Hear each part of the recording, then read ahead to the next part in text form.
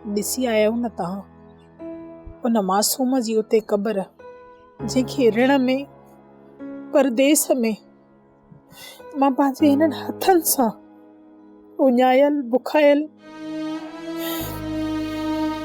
पराए ॾेह में मां उनखे उते दफ़न करे आई हुयसि। बस कर सदोरी, बस कर। न कोई वाही न कोई वारिस, हुन मासूम जी वात में त हिकु थञ जो टेपो बि न वियो। मां उनखे उते लावारिस दफ़न करे आयसि। मूंखे एहसास आहे सदोरी, किस्मत तोसां वॾो धोखो कयो आहे। न किस्मत न, तव्हांजे भाउ नादर हिकु लागर्ज़ वॾेरे मूंसां इहो ज़ुल्म कयो, जे प्यार जे नाले ते मूंसां मज़ाक कई, मुंहिंजे जवानीअ जो हिकिड़ो गुल पटे हुन ईअं रस्ते ते उछले छॾियो। छो थियो ईअं मूंसां? जेकॾहिं तव्हां वटि कोई जवाबु आहे त तव्हां मूंखे ॿुधायो। छा मोहबत इनखे चइबो आहे त हिकु मासूम जो कोई क़त्ल करे उहा मोहबत आहे? इहा त वफ़ा न चइबी, इहा हिकु हवस जी खोराक चइबी। मूं त मोहबत कई, उन जे बदिले में मूंखे छा मिलियो? ज़िलत, रुसवाई, हिकु मासूम जो क़त्ल कयो मां, इहो सिलो मिलियो न मूंखे मोहबत जो।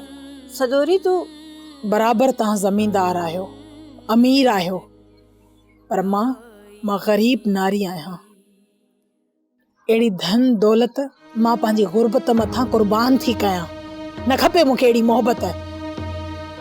तुंहिंजे भाउ जे वजूद खां मूंखे हिकु भेरो न 1000 भेरो नफ़रत आहे। मां अहिड़ी मोहबत नथी चाहियां, मूं अहिड़ी मोहबत कॾहिं बि न चाहिई हुई। नफ़रत आहे मूंखे हुन जे नाले खां बि। हाणे सदोरी मुक़द्दर जी ग़लती आहे, तुंहिंजी नादिर जी न।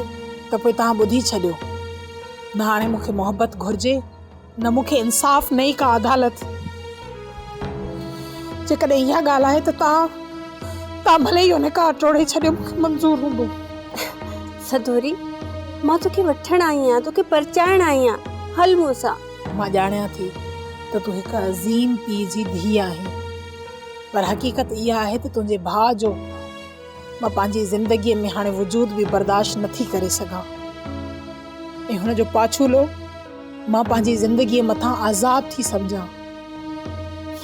ये मिस्कीन ग़रीब न्याणी तव्हांखे ज़िंदगी में मयार बि न ॾींदी। मां तव्हांखे कुझु बि न चवंदसि, न तव्हांखे न तव्हांजे भाउ खे मां मयार बि न ॾींदसि। तव्हां ईअं मूंसां छो कयो? या किस्मत मूंसां ईअं छो कयो? तव्हां वञी सघो था।